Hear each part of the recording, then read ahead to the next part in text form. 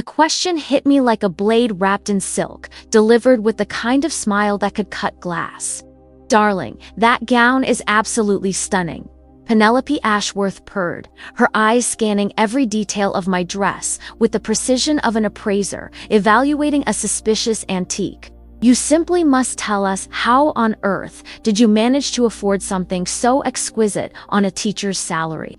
I stood perfectly still in the Metropolitan Arts Foundation's grand ballroom, feeling the weight of a dozen pairs of eyes suddenly focused on me with laser intensity. The gown in question was indeed stunning midnight blue silk that seemed to capture and reflect light like liquid starlight, with hand-beaded details that caught the chandelier's glow and a silhouette that whispered rather than shouted its sophistication. Around me, the annual Education Excellence Gala continued its elegant progression. 500 of the city's most influential people gathered to celebrate their commitment to educational philanthropy while maintaining the careful social hierarchies that made such charity necessary. I was here as this year's Outstanding Educator Award recipient, invited to represent the thousands of teachers whose work they claimed to champion. While Penelope pressed, her voice carrying just enough volume to draw the attention of nearby guests. "We're all simply dying to know. Is it vintage? A rental? Some clever knockoff?" The assumptions embedded in her question were breathtaking in their casual cruelty. To her mind, someone like me, a public school art teacher from the city's most underfunded district, couldn't possibly own something so beautiful through legitimate means. There had to be some explanation that maintained the comfortable distance between her world and mine. "Actually," I said, my voice steady, despite the adrenaline beginning to course through my veins, "I designed it." The words fell into the conversation like stones into still water, creating ripples of confusion and disbelief that spread through the cluster of society women surrounding me. "You, designed it." Miranda Blackstone's eyebrows rose with practiced skepticism. "How fascinating. And where did you have it made?" "Some little seamstress in Chinatown. I made it myself," I replied simply.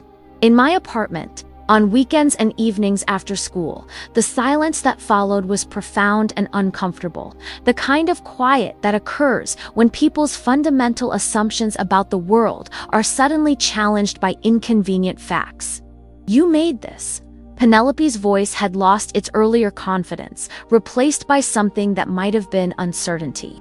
"This level of craftsmanship, this is couture quality work." "Thank you," I said. "I've been designing and making clothes since I was 12. My grandmother taught me to sew, and I've been developing my skills ever since." I watched as the women around me struggled to reconcile their preconceptions about public school teachers with the evidence of sophisticated artistry they were seeing before them. In their world, creativity was something to be purchased and displayed, not something that emerged from the communities they claimed to serve. "But surely," Victoria Whitmore interjected, "you must have had professional training." "Fashion school, some kind of formal education in design." "My formal education is in art education," I replied. "I have a master's degree in fine arts with a focus on textile design. But most of what I know about fashion construction I learned from my grandmother, from online tutorials, and from years of practice." The admission seemed to deepen their confusion. They could understand expensive education leading to expensive tastes. But the idea that someone could develop sophisticated skills through passion, practice, and family knowledge was foreign to their experience. "How? Interesting," Penelope said, her voice carefully neutral. "And you teach art to children?" "I teach art to children in the Roosevelt Elementary School," I clarified.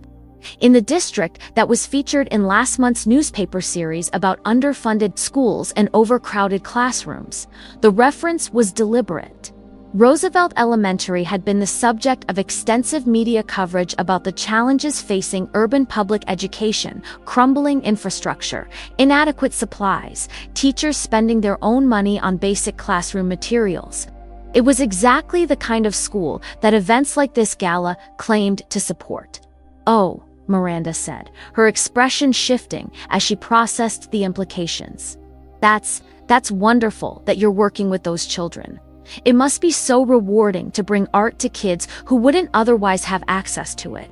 The condescension was breathtaking in its casual assumption that my students were somehow culturally deprived, that art was something foreign to their communities rather than something that emerged from them.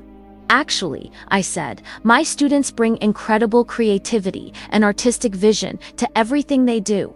They don't need me to give them access to art. They need me to help them develop the skills to express the artistic ideas they already have.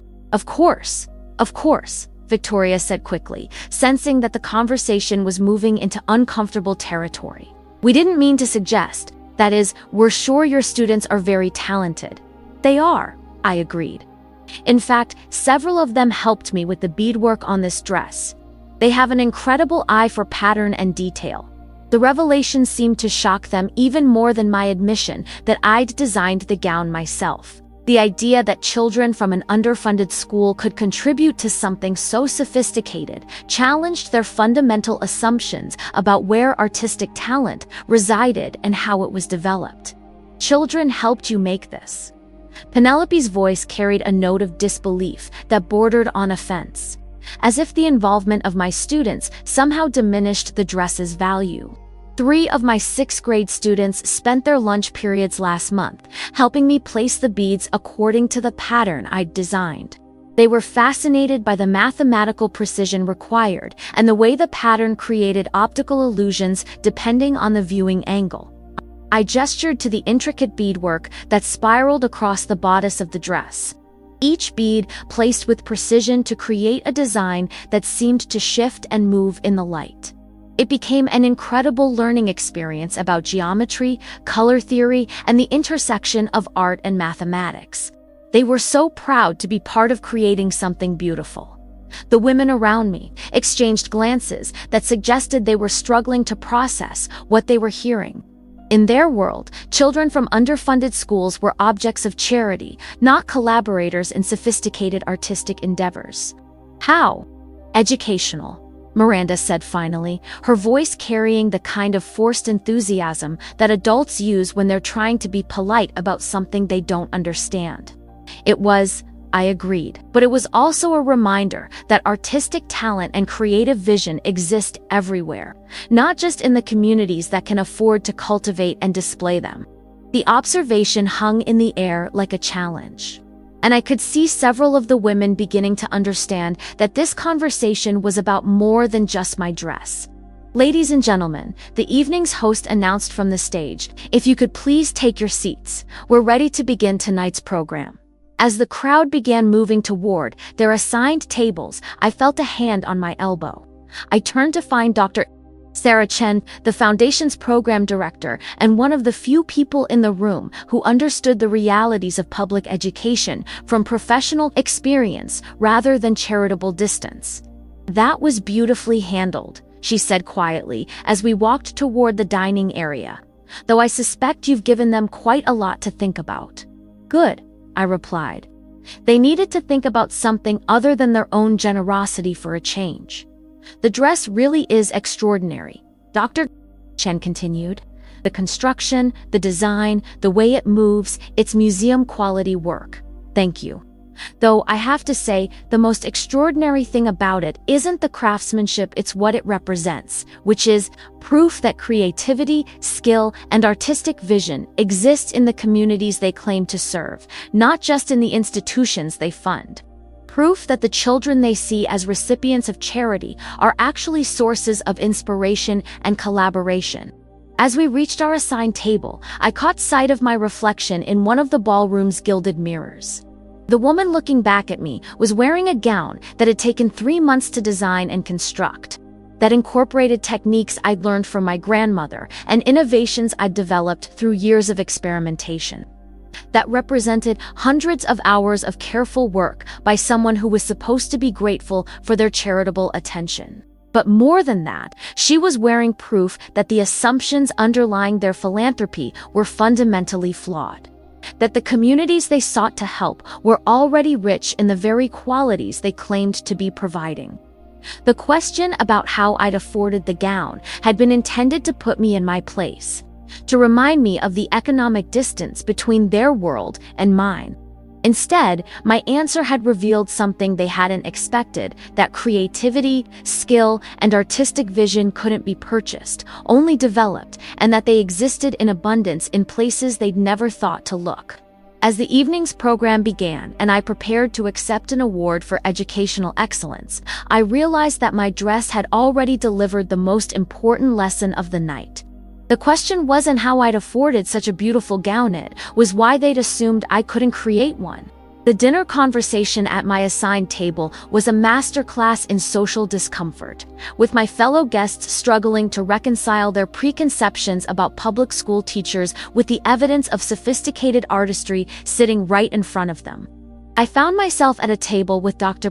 Patricia Williams, a museum curator, James Morrison, a gallery owner, and several other arts professionals who seemed genuinely curious about my work rather than threatened by it. Maya, Dr. Williams said, using my first name with the kind of warmth that suggested genuine interest. I have to ask, how did you develop such advanced construction techniques? The way you've handled the bias cut on that silk is incredibly sophisticated. Years of practice and a lot of failed attempts, I replied honestly. My grandmother was a seamstress who emigrated from Guatemala in the 1960s. She taught me that fabric has its own personality, its own way of wanting to move and drape. You have to listen to it rather than forcing it into shapes it doesn't want to hold. That's a beautiful way to think about design, James Morrison observed. It sounds almost like sculpture, working with the material's natural properties rather than against them. Exactly. And that's something I try to teach my students too. That art isn't about imposing your will on materials, but about collaborating with them to create something neither of you could achieve alone. The conversation was interrupted by the arrival of Margaret Whitmore, Victoria's mother and the Foundation's board chair, who approached our table with the kind of purposeful stride that suggested she had something important to discuss. Maya, she said, her voice carrying the diplomatic warmth that came from decades of managing delicate social situations. I hope you don't mind the interruption, but I wanted to tell you how much your dress has been the talk of the evening. Everyone is absolutely fascinated by your story. Thank you, I said carefully, sensing that there was more to this conversation than simple compliments. I was wondering, Margaret continued, if you might be interested in participating in a special exhibition we're planning for next spring. We're calling it Hidden Talents, Discovering Artistic Excellence in Unexpected Places. The title made my skin crawl. Hidden talents and unexpected places, as if artistic excellence was somehow surprising when it emerged from communities like mine, as if creativity was a rare accident rather than a natural human capacity that flourished when given the opportunity. What kind of exhibition are you envisioning? I asked. Oh, it would be wonderful, Margaret said, her enthusiasm building as she described her vision. We'd feature artists from various backgrounds, teachers, social workers, people who create beautiful things despite not having formal training or professional careers in the arts. It would be so inspiring for our patrons to see how creativity can emerge from the most unlikely circumstances. Dr. Williams shifted uncomfortably in her chair, clearly recognizing the problematic assumptions embedded in Margaret's proposal. Mrs. Whitmore, I said gently, I appreciate the invitation, but I'm not sure I understand why my work would be categorized as coming from unlikely circumstances. I have a master's degree in fine arts. I've been developing my skills for over 20 years, and I teach art professionally. What exactly makes my artistic practice unexpected? Margaret's smile faltered slightly as she realized the implications of what she'd just suggested. Well, I didn't mean... That is, of course, your education and experience are impressive. I just meant that it's unusual to see someone in your position creating work of such high quality. My position. A public school teacher in an underfunded district, working with disadvantaged children. Each phrase seemed to dig her deeper into uncomfortable territory. Mrs. Whitmore, I said, my voice remaining calm despite the anger building in my chest. I think you're operating under some misconceptions about who creates art and why. The children I work with aren't disadvantaged when it comes to creativity. They're disadvantaged when it comes to resources. There's a significant difference. Of course, Margaret said quickly. I didn't mean to suggest otherwise, but you did suggest otherwise, Dr. Williams interjected, her voice carrying the authority of someone who had spent decades studying art and artists. You suggested that artistic excellence is unexpected in certain communities, that creativity is somehow surprising when it emerges from people who don't fit traditional profiles of artists. James Morrison nodded in agreement. Some of the most innovative artists I work with come from backgrounds that the art establishment has historically overlooked. The idea that formal training or economic privilege is necessary for artistic excellence is not just wrong, it's harmful. Margaret looked increasingly uncomfortable as she realized that her Wellington Shawn invitation had revealed problematic assumptions about art, class, and creativity. Perhaps, I said, instead of an exhibition about hidden talents, you might consider an exhibition that challenges the art world's assumptions about where talent resides and how it's developed. What would that look like? Margaret asked, her voice carrying genuine curiosity mixed with obvious nervousness. It would feature artists whose work has been overlooked, not because it lacks quality, but because it emerges from communities that the art establishment doesn't take seriously. It would examine how economic barriers, educational inequities, and social prejudices prevent talented artists from gaining recognition. It would ask uncomfortable questions, Dr. Williams added, about why some forms of artistic expression are valued while others are dismissed. Why some artists are celebrated while others are ignored. Margaret was quiet for a moment, clearly processing the implications of what we were suggesting. That sounds challenging. Art should be challenging, I replied. It should make people question their assumptions, examine their prejudices, consider perspectives they might not have encountered otherwise. Is that what you try to do when you're teaching? Every day? I try to help my students understand that their voices matter, that their perspectives are valuable, that their creativity is just as legitimate as anyone else's. And how do they respond? They create incredible work. They develop confidence in their artistic abilities. They begin to see themselves as artists rather than just kids from a poor neighborhood who are lucky to have access to art classes. The conversation was interrupted by the sound of applause as the evening's program began. Margaret excused herself to return to her duties as board chair, but not before promising to think seriously about our suggestions for a more thoughtful approach to showcasing diverse artistic voices. That was well handled, Dr. Williams said quietly as Margaret walked away. Though I suspect you've given her quite a bit to reconsider about the Foundation's approach to arts programming. Good, I replied. These institutions need to be challenged about their assumptions. They can't claim to support the arts while simultaneously perpetuating the idea that artistic excellence is somehow unexpected in certain communities. The dress is making quite a statement, James Morrison observed. Not just about your skills as a designer, but about the assumptions people make about who gets to be an artist. He was right. My gown had become more than just an outfit, it had become a conversation starter about creativity, class, and the barriers that prevent talented artists from gaining recognition.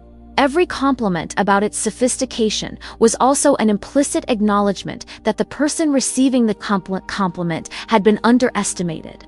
Maya, Dr. Williams said, I'd like to propose something. What if we collaborated on an exhibition that actually addresses these issues, head-on, not hidden talents or unexpected artists, but a serious examination of how economic and social barriers affect artistic development and recognition? I'd be very interested in that, I replied, but only if it's done in partnership with the communities being featured, not as an outside observation of them. Absolutely. The artists would be collaborators in developing the exhibition's concept and presentation, not just subjects to be displayed. As the evening's program continued, and I prepared to accept my award for educational excellence, I reflected on how the simple act of wearing a dress I'd designed had opened up conversations about art, class, and creativity that these people might never have had otherwise.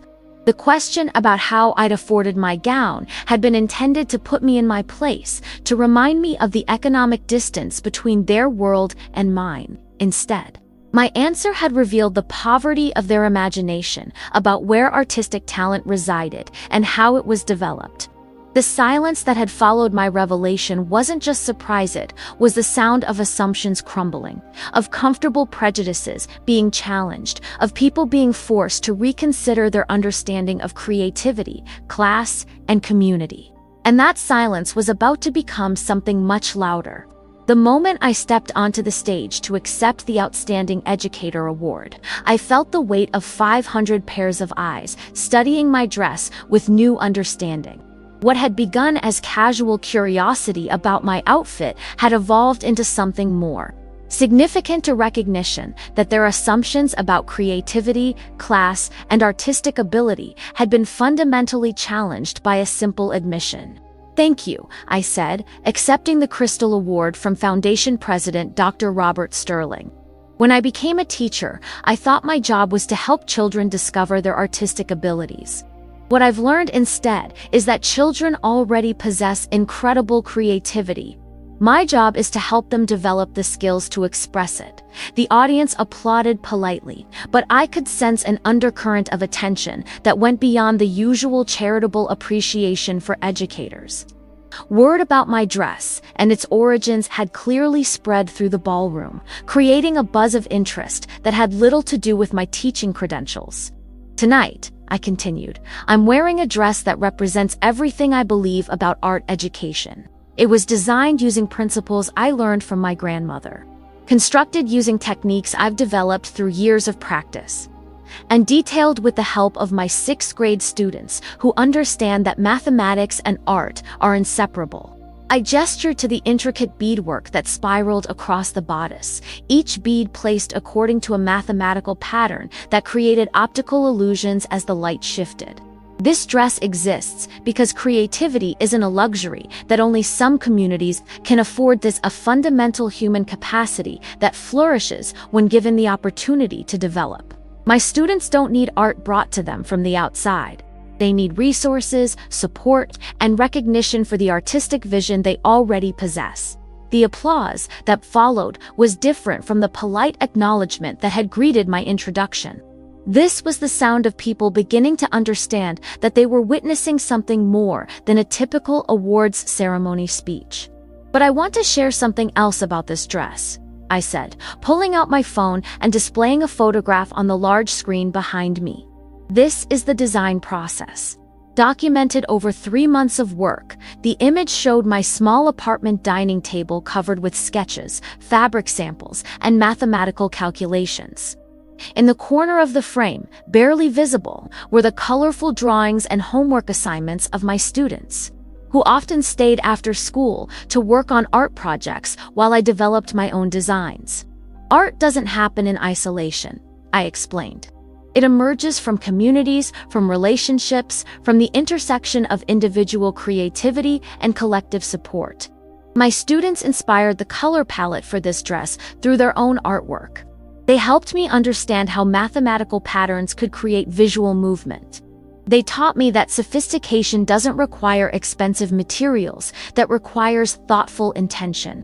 I clicked to the next image, which showed 3 of my students, Maria, David, and Aisha, carefully placing beads according to the pattern I'd designed.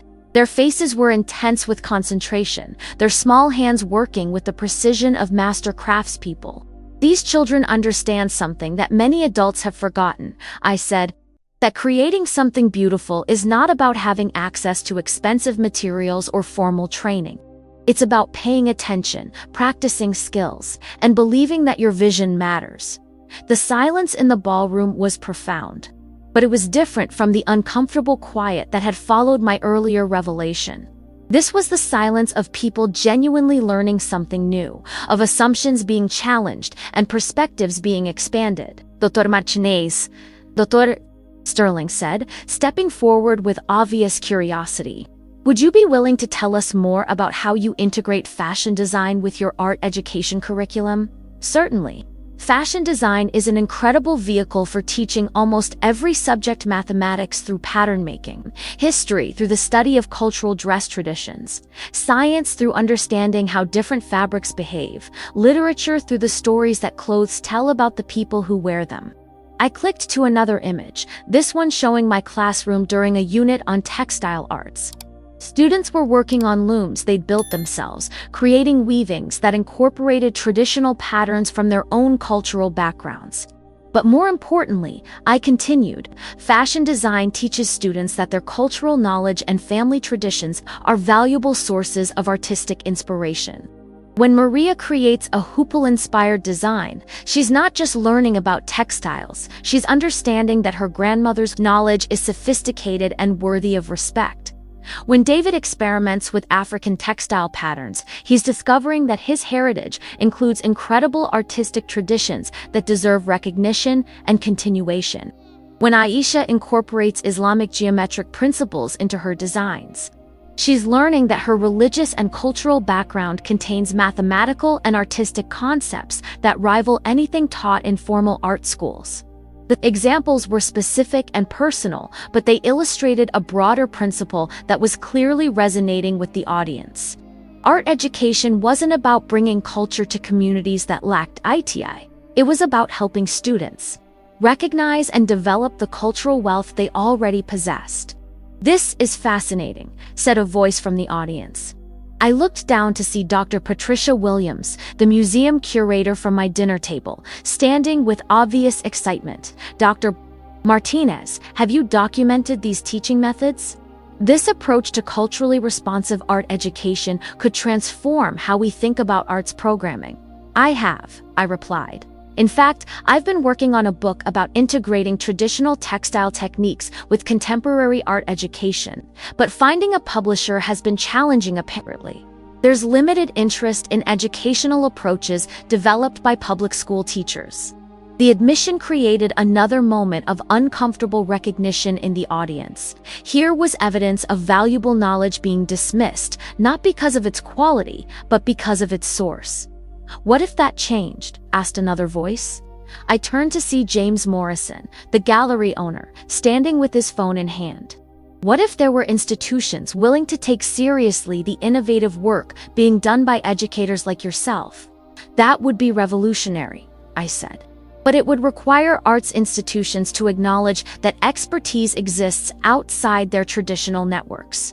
That innovation can emerge from public schools as easily as from elite art programs." "Dr. Martinez," Dr. Sterling interjected, "I think you've given us all a great deal to consider tonight. Your dress, your teaching methods, your perspective on art education, they challenge many assumptions about where artistic excellence comes from and how it should be supported." "That's exactly what I hoped would happen," I replied. "Art should challenge assumptions. Education should expand perspectives. And institutions should be willing to learn from the communities they claim to serve." As I prepared to leave the stage, I noticed something remarkable happening in the audience. Instead of the usual polite applause and immediate return to social conversation, people were remaining in their seats, engaged in intense discussions about what they'd just heard. Phones were out, not for social media photos, but for taking notes and exchanging contact information. "Dr. Martinez," Dr. Sterling said quietly as I handed back the microphone, "I think you've started something tonight. The Foundation Board is going to want to discuss how we might support the kind of work you're describing." "I'd welcome that conversation," I replied. "But only if it's a genuine partnership, not just another opportunity for charitable institutions to feel good about themselves while maintaining the same power dynamics." What would genuine partnership look like? It would mean recognizing that public school teachers and their students are sources of innovation, not just recipients of charity. It would mean funding programs developed by educators rather than imposing programs designed by people who've never been in a classroom. It would mean acknowledging that artistic excellence exists in communities that have been systematically undervalued.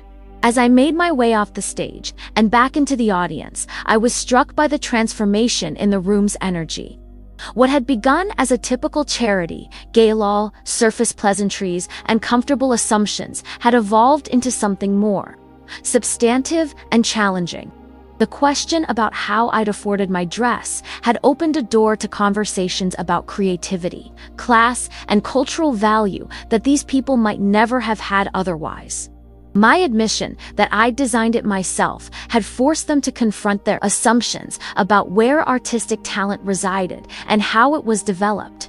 But more than that, it had created an opportunity to demonstrate that the communities they sought to help through their charitable giving were already rich in the very qualities they claimed to be, providing creativity, skill, cultural knowledge, and artistic vision. The discovery wasn't just that I could design and construct a sophisticated gown. It was that their understanding of who gets to be an artist, where creativity comes from, and what constitutes valuable cultural knowledge had been fundamentally limited by their own social and economic position. And that discovery was about to change everything. The reception following my speech was unlike any charity gala aftermath I had ever witnessed. Instead of the usual clusters of guests engaged in polite conversation about vacation plans and social calendars, the ballroom buzzed with intense discussions about art, education, cultural equity, and the assumptions that shaped philanthropic giving. My dress had become a catalyst for conversations that went far beyond fashion. "Dr. Martinez," a voice called out as I made my way through the crowd. I turned to find Dr. Amanda Foster, director of the prestigious Whitmore Institute for Arts Education, approaching with an expression that mixed curiosity with something that might have been embarrassment. "Dr. Foster," I replied, recognizing her from her frequent appearances at arts education conferences where she spoke about bringing culture to underserved communities. "I wanted to tell you how much your presentation has given me to think about," she said, her voice carrying a humility that was notably absent from her usual public speaking. "I've been working in arts education for 15 years, and I realize I've been operating under some very problematic assumptions." "What kind of assumptions?" "That communities like the one where you teach lack cultural sophistication, that children from low-income families need us to provide them with artistic experiences they couldn't access otherwise. That innovation in arts education comes from institutions like mine rather than from practitioners like you." The admission was startling in its directness. Dr. Foster had built her reputation on developing arts programs for disadvantaged communities. But she was now acknowledging that her approach had been fundamentally flawed. "What changed your perspective?" I asked. "Your dress," she said simply. "When I saw the sophistication of the design, the complexity of the construction, the mathematical precision of the beadwork, I realized that I'd been completely wrong about where artistic excellence comes from." She paused, clearly struggling with the implications of what she was acknowledging. "I've spent years developing programs to bring art to communities like yours. But you've just demonstrated that those communities already possess artistic knowledge and skills that surpass anything we're offering. We're not bringing culture to people who lack it, we're imposing our limited understanding of culture on people whose cultural wealth we've failed to recognize." The conversation was interrupted by the arrival of Margaret Whitmore, who approached with a small group of foundation board members in tow. Her expression suggested that she'd been having similar revelations about the assumptions underlying their philanthropic work. "Maya," she said, "I wanted to follow up on our earlier conversation about the exhibition. I've been talking with my colleagues, and we think you're absolutely right about the need for a different approach." "What did you have in mind?" "Instead of hidden talents, we want to propose redefining excellence, artistic innovation in public education. It would feature the work of educators like yourself who are developing revolutionary approaches to arts education, along with the artwork created by your students. But more importantly," added Dr. Richard Chen, another board member, "it would be curated by the educators themselves, not by museum professionals who don't understand the context and significance of the work." The proposal was a complete reversal from Margaret's earlier suggestion, acknowledging that expertise resided with the practitioners rather than the institutions. "That sounds much more promising," I said. but I'd want to make sure that any exhibition includes the voices of the students themselves, not just their teachers. Absolutely, Margaret agreed. In fact, we were hoping that some of your students might be interested in serving as co-curators, helping to design the exhibition and write the interpretive materials. The idea of sixth graders serving as museum co-curators would have been unthinkable at the beginning of the evening. But my presentation had clearly shifted their understanding of who possessed valuable knowledge about art and education. Dr. Martinez, Dr. Foster interjected, "I have a proposal as well. The Whitmore Institute has a significant budget for developing new arts education curricula. Instead of creating programs in isolation and then trying to implement them in schools, what if we funded teachers like you to document and share the innovative approaches you're already developing? You mean actually supporting the work that's already happening in public schools rather than trying to replace it with programs designed by people who've never been in a classroom?" Exactly. We'd provide funding for teachers to have release time to document their methods, resources to expand successful programs, and platforms to share their innovations with other educators. The proposal represented a fundamental shift in how arts education funding typically worked. Instead of top-down program development, it would support bottom-up innovation led by practitioners who understood the realities of public education. "There's something else," said Dr. Patricia Williams, the museum curator who had been at my dinner table. "Several of us have been discussing the need for a new kind of arts institution, one that's actually controlled by the communities it serves, rather than by wealthy boards that make decisions about programming without input from the people affected by those decisions." What would that look like? Community-controlled cultural centers, where programming decisions are made by neighborhood residents, where local artists have priority access to exhibition and performance spaces, where cultural programming reflects the actual interests and needs of the community rather than what outsiders think would be good for them. The conversation was drawing more listeners, and I realized that my dress and the story behind it had become the catalyst for a much larger discussion about power, representation, and cultural equity in arts institutions. Dr. Martinez said, a voice I didn't recognize. I turned to see a young woman in her 20s approaching with obvious excitement. "I'm Jessica Santos, a graduate student in arts education at Columbia.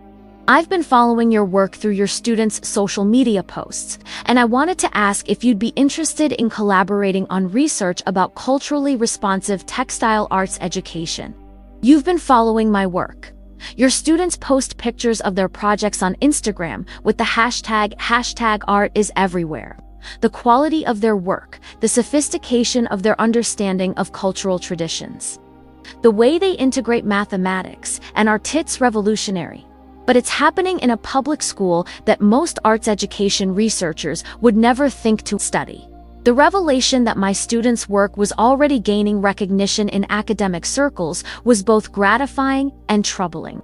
It confirmed that innovative arts education was happening in public schools. But it also highlighted how rarely such work was acknowledged or supported by mainstream institutions. "Jessica," I said, "I'd be very interested in that collaboration. But only if the research is conducted in partnership with my students and their families, not as an outside study of them, of course. I want to learn from your methods, not just document them. I want to understand how you've created a classroom environment where students see their cultural knowledge as valuable, rather than something to be overcome or replaced." As the evening continued and more people joined our expanding conversation, I began to understand that something fundamental had shifted in the room. My dress had been the visible symbol of artistic excellence, emerging from an unexpected source.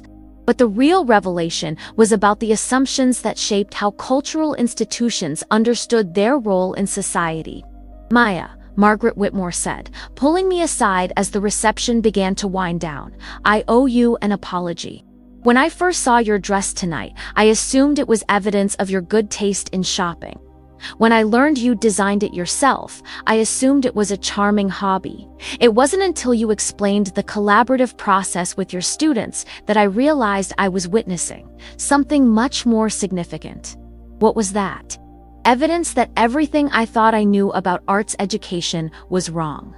Evidence that the communities we've been trying to help through our charitable programs already possess the very qualities we've been claiming to provide. Evidence that our role should be supporting and amplifying existing excellence rather than trying to create it from scratch. The admission was profound, representing not just a personal revelation, but a fundamental challenge to the philanthropic model that had dominated arts funding for decades. What happens now? I asked. Now we figure out how to restructure our foundation to actually serve the communities we claim to support. Now we learn to listen, instead of assuming we know what people need. Now we acknowledge that expertise exists outside our traditional networks, and that innovation can emerge from public schools as easily as from elite institutions. As I prepared to leave the gala, I reflected on the journey that had brought me to this moment. A simple question about how I'd afforded my dress had opened up conversations about creativity, class, and cultural value that had the potential to transform how arts institutions understood their mission and methods. The moral reversal was complete. Those who had assumed they were the teachers had become the students. Those who had thought they were bringing culture to communities had discovered that those communities were already rich in cultural knowledge. And those who had believed they were supporting the arts had learned that they had been limiting their understanding of what art could be and where it could come from. The dress I'd designed had become more than just an outfit. It had become a lesson in the difference between charity and justice, between helping and learning, between assuming and asking. 6 months after the gala, that changed everything. I stood in the newly opened Community Arts Collaborative, watching my students lead a workshop for museum curators, foundation directors, and arts education researchers who had come to learn about culturally responsive pedagogy. The space itself was a testament to how dramatically the conversation about arts education had evolved up. Former warehouse transformed into studios, exhibition spaces, and classrooms controlled entirely by the community it served. Ms. Maya called out Aisha, one of my 6th graders, who had helped with the beadwork on my gala dress. The museum people want to know how we calculated the mathematical patterns for the textile designs. I smiled, watching as Aisha confidently explained geometric principles to adults who had spent years studying art without understanding its mathematical foundations. The role reversal was complete. My students had become the teachers, sharing knowledge that academic institutions were finally ready to recognize as sophisticated and valuable. Doctor, my Chinese, doctor. Patricia Williams approached with a tablet full of documentation from the morning's workshops. The response to your students' presentations has been extraordinary. We have requests from 12 universities wanting to develop partnerships with your program. And how are you planning to respond to those requests? By insisting that any partnerships be controlled by you and your students, not by the universities. By ensuring that the community maintains ownership of the knowledge being shared. By making sure that collaboration doesn't become extraction. The transformation in Dr. Williams's approach was emblematic of the broader changes that had occurred throughout the arts education community. The revelation that sophisticated artistic knowledge existed in public schools had forced institutions to reconsider their assumptions about expertise, innovation, and cultural value. Maya, Margaret Whitmore, appeared at my side, her expression carrying the satisfaction of someone who had discovered a more meaningful way to use her influence and resources. I wanted to update you on the Foundation's restructuring. We've completed the transition to community-controlled programming, and the results have been remarkable. What kind of results? Increased community engagement, more innovative programming, better outcomes for the young people we serve. But most importantly, we're finally supporting work that emerges from communities rather than imposing programs designed by people who don't understand local needs and assets. The Foundation's transformation had been dramatic but necessary. Instead of wealthy board members making decisions about programming for communities they'd never lived in, the Foundation now provided resources for community-controlled initiatives developed by people who understood local strengths and challenges. There's something else, Margaret continued, pulling out an elegant invitation printed on handmade paper. We're hosting our first Community Excellence Gala next month, and we'd like you to be the keynote speaker. What makes this gala different from the traditional model? Everything. It's being organized by community members, the programming reflects local priorities, and the honorees are people whose work has been recognized by their neighbors rather than by wealthy philanthropists.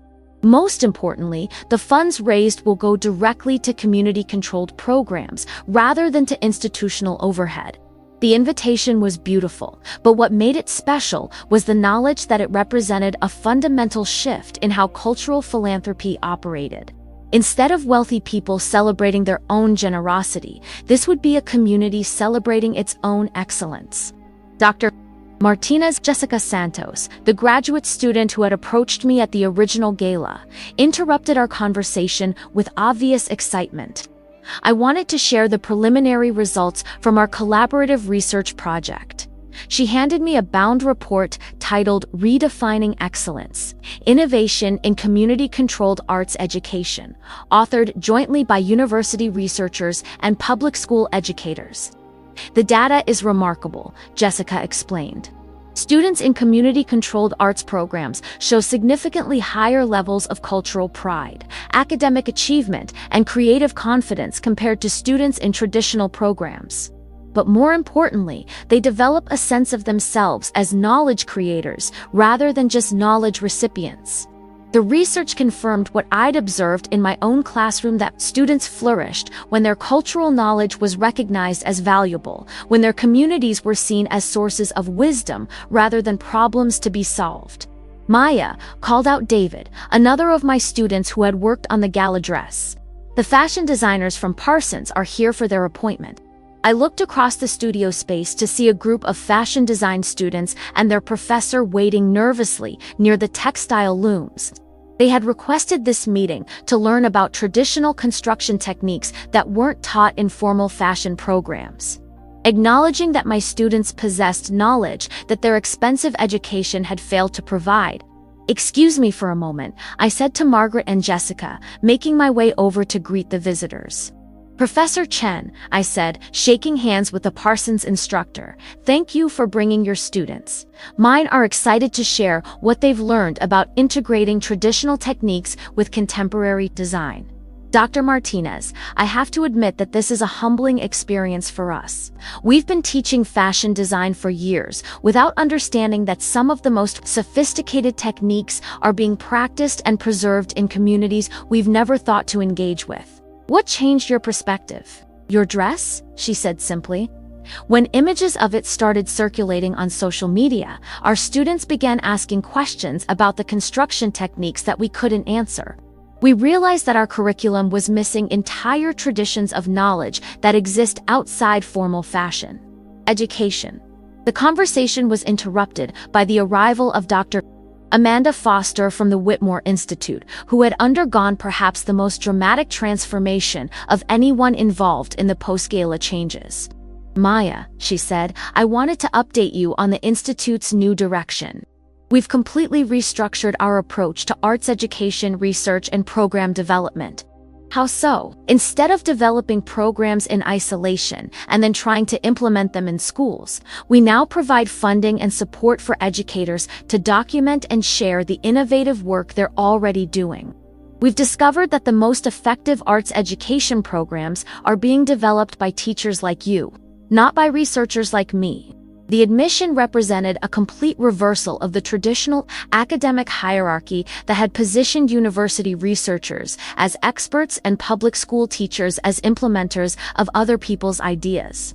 "We've also established a new fellowship program," Dr. Foster continued, "that provides public school teachers with resources to pursue advanced research while remaining in their classrooms. The first cohort includes 12 educators whose work is revolutionizing how we think about culturally responsive arts education." As the afternoon progressed and various workshops and meetings continued throughout the Community Arts Collaborative, I found myself reflecting on the journey that had brought us to this point. A simple question about how I'd afforded my gala dress had opened up conversations that had transformed not just individual perspectives, but entire institutions. Taisha approached as the day's activities began to wind down. Maria wants to know if you'll help her apply to fashion design school. She says she wants to study traditional Guatemalan weaving techniques and bring them into contemporary fashion. Of course, I replied. But she should know that she already possesses knowledge that most fashion schools don't teach. Her challenge will be finding a program that recognizes the value of what she already knows. Actually, Professor Chen interjected, having overheard our conversation, Parsons has just approved a new track in traditional and community-based design. We're specifically looking for students who bring cultural knowledge that can enrich our curriculum. Maria would be an ideal candidate. The offer represented exactly the kind of institutional change that had emerged from the galas. Revelations fashion schools acknowledging that expertise existed outside their traditional networks and actively seeking to learn from communities they had previously overlooked.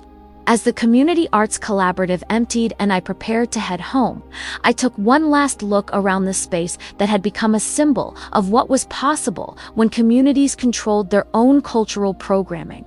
The walls were lined with artwork created by local artists. The studios buzzed with activity led by neighborhood residents, and the programming reflected the actual interests and needs of the people it served. Margaret Whitmore appeared one final time, her expression carrying the satisfaction of someone who had discovered a more meaningful way to use her privilege and resources. I wanted to thank you for that night 6 months ago. Your dress, your story, your willingness to challenge our assumptions changed everything. What changed everything, I corrected gently, was your willingness to listen, to learn, and to acknowledge that expertise exists outside your traditional networks. The dress was just the catalyst. Still, I can't help but think about how different things might have been if you'd given the safe, expected speech that night, instead of telling the truth about your dress and your students. The truth has a way of emerging, I said. If not through a dress, then through some other crack in the comfortable assumptions that allow inequality to persist. As I walked home through the neighborhood, where I lived and taught, I passed the mural that my students had created the previous month, a vibrant celebration of the mathematical patterns found in traditional textiles from around the world. It was a visual reminder that artistic excellence existed everywhere, waiting to be recognized and supported, rather than created from scratch. The question about how I'd afforded my gala dress had been intended to put me in my place, to remind me of the economic distance between their world and mine. Instead, my answer had revealed the poverty of their imagination about where creativity resided and how it was developed. 6 months later, that revelation had transformed institutions, shifted power dynamics, and created new opportunities for communities to control their own cultural programming. The threads of that midnight blue dress had been woven into a larger pattern of change that was still unfolding. Sometimes, the most powerful response to a question is an answer that challenges the assumptions behind it, revealing truths that transform not just individual perspectives, but entire systems of power and privilege.